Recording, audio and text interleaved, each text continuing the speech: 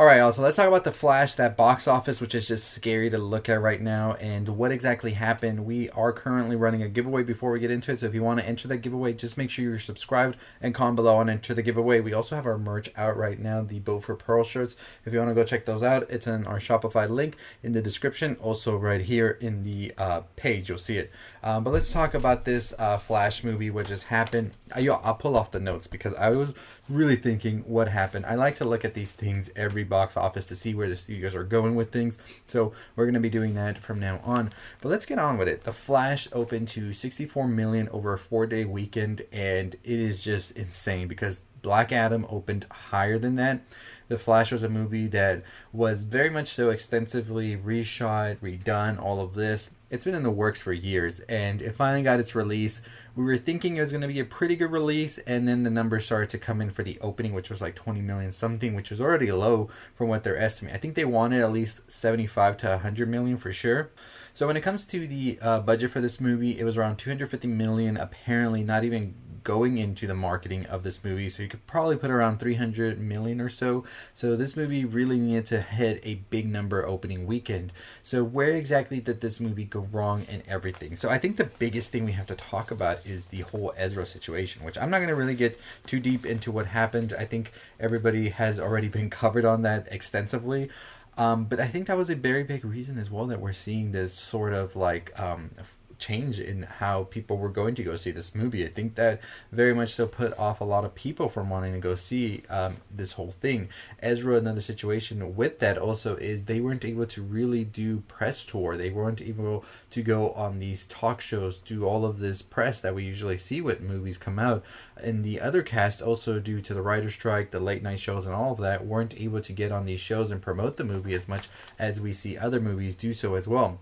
I think also we have to think about that this is going to be a reboot now for DC, and many people probably wondered what was the point of going to go see this movie if everything's going to be changed, and we were about to get into some new things when it comes to the DC universe. So I think a lot of people are just thinking, what is the point of this movie, right? You also have to think about that we are in the summer slate of blockbusters unlike we've ever seen before, because of course when everything happened with the pandemic and all of that, we had a lot of movies that got shifted, pushed forward and all of that, and there's now like this very bloated year that is 2023, because we just had Across the Spider-Verse, we had The Little Mermaid, we had Transformers, and now we have The Flash, and on top of that also the other movies are on blockbusters are coming through. It is just crowded right now at the theaters, and I was like calculating, if you want to see every single movie in June alone that's a blockbuster, not counting everything else, and not counting if you're going with a family or somebody else, you're at least paying over $120 a month for all of these movies. And I think that people became so accustomed now to going to the theaters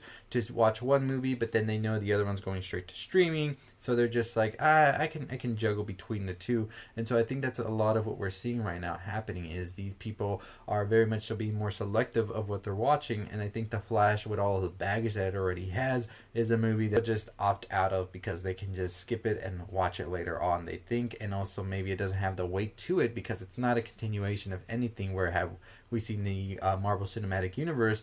A lot of their movies continue the overall story they're telling, but at the same time, even people with those aren't really going to them, as we saw with Ant-Man and the Wasp: Quantumania earlier this year.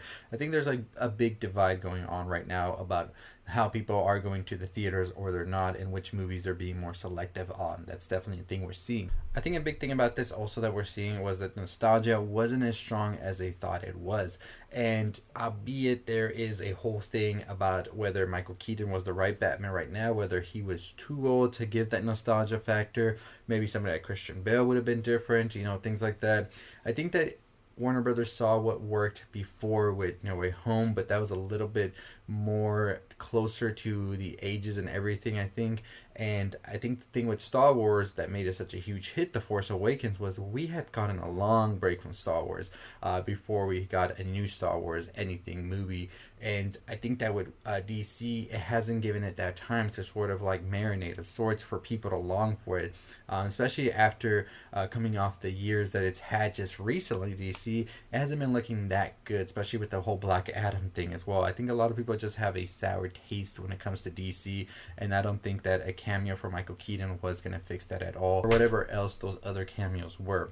And I think one of the biggest things that I really noticed towards the beginning of the whole marketing campaign that we were seeing, especially after CinemaCon, because that was a big thing. It got released at CinemaCon, so it was kind of too early, I feel, to release that. And then we just had a bunch of fan screenings. Like, I'm telling you, I think in my city alone there was like 6. So imagine that people got the chance to go see this movie early that were really anticipating this movie. Like, these were the core fan bases, right?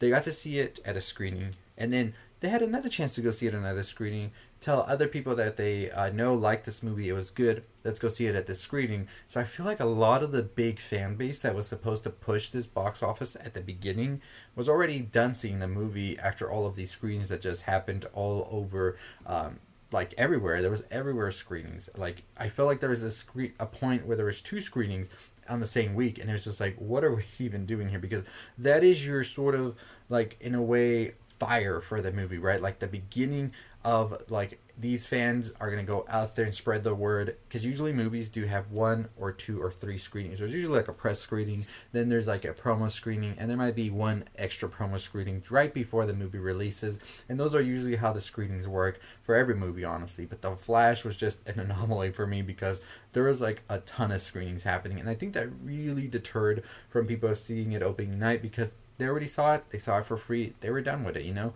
So I think that's another big factor in here. And, you know, I'm just wondering where DC goes with this, because they had the biggest promo with Tom Cruise. We had Stephen King. You had James Gunn praising this movie, pushing it on social media and all of that. And it just fell flat on its face. I think that we definitely are seeing a cultural shift, I think, when it comes to movie going and all of that. Because it's not just The Flash that's underperforming.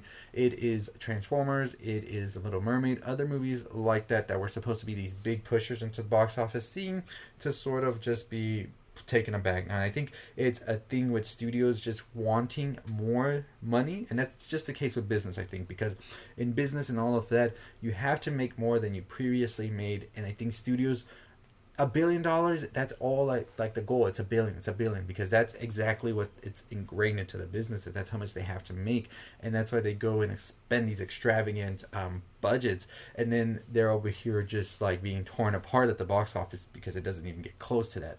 So I think it's a big part on the studios than anything else, because they're pushing out these very bloated, overpriced projects that they're expecting to receive 4x on, and they're barely even breaking 2x. And I think that they really have to take a look in the mirror and just be like, where are we spending here, and we're not meeting it. Because I think that the experience when it comes to movies has definitely changed with streaming. People don't really care about seeing these big IP projects in theaters no more, because it's almost feeling the same. I mean, The Flash, you had Across the Spider-Verse. You had all of these movies that just feel that they're the same with the multi-dimensional in the span of like 4 years. I think people have gotten fatigued about it, and they're not going to go spend that money. Whereas opposed this box office this weekend, you had The Blackening, $5 million budget, already grossed $6 million, and it's definitely going to get some more projects greenlit with everybody involved. But it is an original story. It is feeling fresh, and it is just new, and it's something that people enjoy. Didn't go over the moon with the budget, just kept it simple and kept it straight. And I think at the end of the day, that's what people want, and I hope that that definitely does make things better in the long run. But we'll see. But yeah, The Flash going down sad. We'll see what happens. We'll talk more about what the future of DC could look like this week as we get more information. But let me know your thoughts and opinions on The Flash and it flopping at the box office. As always, that's going to do it for me. If you haven't already subscribed to the channel, make sure you're subscribed. Make sure you also turn on the notification bell to know when the giveaway is announced. And if you want to enter the giveaway, just be subscribed and comment below, I want to enter the giveaway. Check out the Boat from Pearl shirt on the Shopify, also down below the link. And I'll see all of you next time. Stay safe, stay positive.